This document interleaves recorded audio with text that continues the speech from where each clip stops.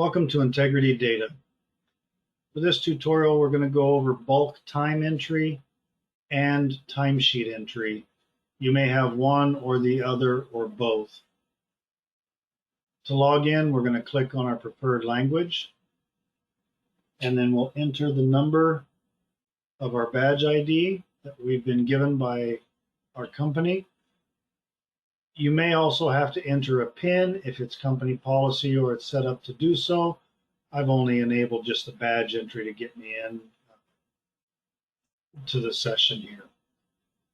So what I'm looking at here is bulk transaction. And I can see I've got some times already, my weekly totals here. I don't have anything over here on this part of the week. I do have some times down here. So here I want to add some more time into, let's say, Thursday. I need to make sure there's a start time in here. If this is blank like this, I click on it and I would add a start time. And then that would enable me to add hours for that day. So I'm going to click on the plus, and then we'll add some time on Tuesday. I'm going to add 8 hours. And for this entry, I need to choose a department and a job. You may not have either. You may have both. You may have different options in here. You may have more than just two. So I'll choose a department. I'll choose a job. And then I'll choose my pay type. Mostly it'll be bulk time, but you could have different types of pay types to account for this time.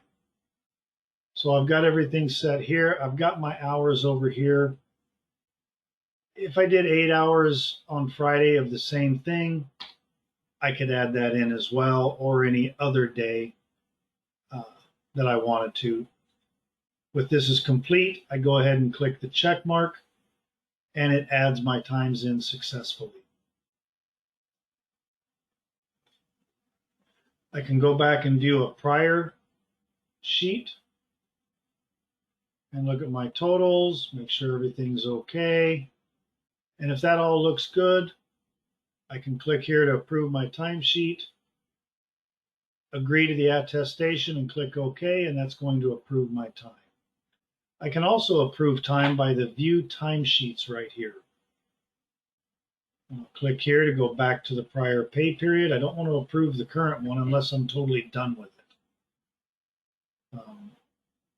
Most companies will not have the ability to approve a pay period while it's still in play. I'll go back to my prior pay period. All of these are absences. Just my scheduled time in here, but no actual work time. Down below, I can see my total hours for that pay period. Total unpaid is 60. Week 1, 30 hours unpaid. Week 2, 30 hours unpaid. We'll go look at this pay period, and I can see some time in here. Click on week 1, and all my hours are in week 1. I look at week 2, I have no hours. If I have PTO, sick, vacation, or something like that, it would appear under the not worked for the week that they belong in. And then below that, it would break out the different types of PTO that I used during that week and the number of hours that I used for that. The dollars would be anything that's added, such as bonus, tip, commission, things of that nature where I'm given a dollar amount into my time card. This is not my rate times my hours. So my pay period looks good. I select approve, agree, and OK. If I don't agree, if something's wrong, I do not approve the timesheet. I would go to my supervisor and ask them if they can correct it, if I'm not able to correct it myself. Now, up here, we have options that we can use as well, PTO Request. Although right here I can see I can request time off, and I can see my PTO banks from here as well. Same thing up here. Just depends on where you're at and what's easiest to get to. So I can see I've got some requests in the system already. They are pending. I can edit and modify these up until the point they're either approved or denied. Once they're approved or denied, I lose the ability to delete or edit. If I want to add a new request, I click Add New PTO Request. Come down here and choose the date. If this is going to be all day, I would just put 8 hours or however long my day is, 7.5, 8, whatever it is I work. If I'm only taking a partial day, I will uncheck the all day box, put a specific time in here that I want to begin my PTO, the number of hours that I will use, a note to my supervisor,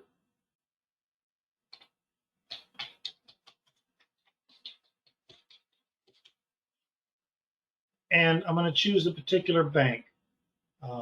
I've got a lot of things in here, but likely you're going to have something like PTO or personal, sick, and vacation, a combination of such, or maybe just one or the other.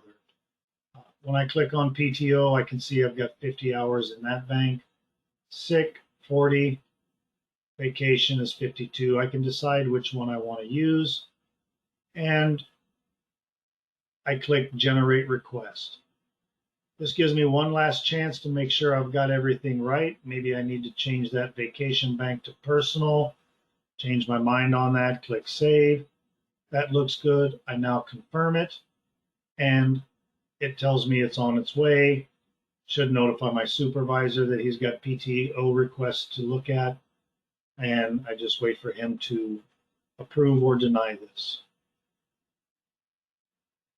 My PTO banks, I can see what I've got here. These are my balances before anything is approved.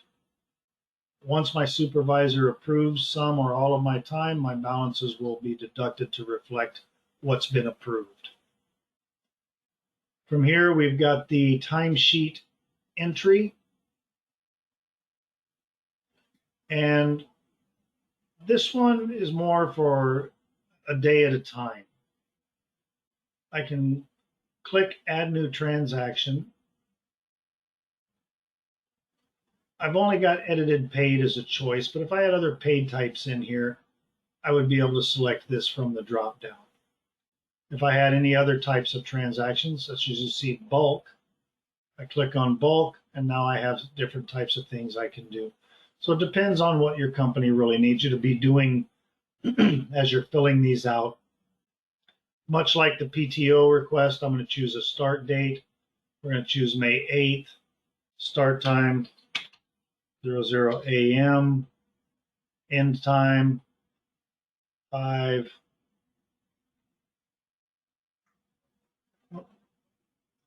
p.m.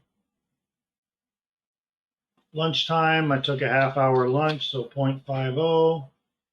If I didn't take a lunch, I would just leave it blank. If I need to add a note about maybe what I did this day, the projects I worked on, or anything like that, I can leave those in here.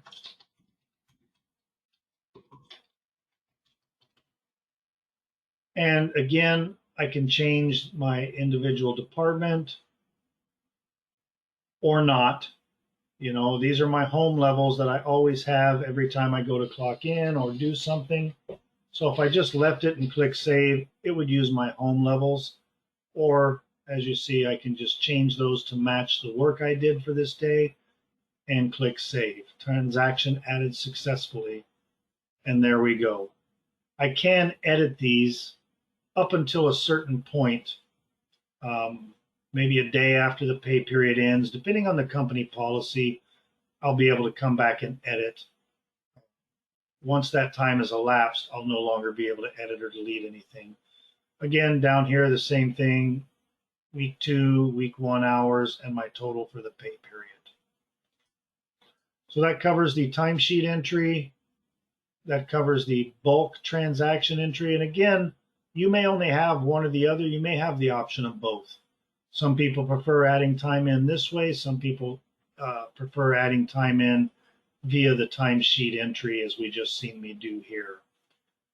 If you're attached to a schedule, you can click on that. Your schedule will show up here. You can log off right through here. Clicking here will bring you back to the home page. And this is our bulk entry right here, which is our home page. And up here as well, we can go back to different pay periods and through there. So that concludes this tutorial on the timesheet entry and bulk entry for the timesheets for the eTimeclock. Thank you for watching.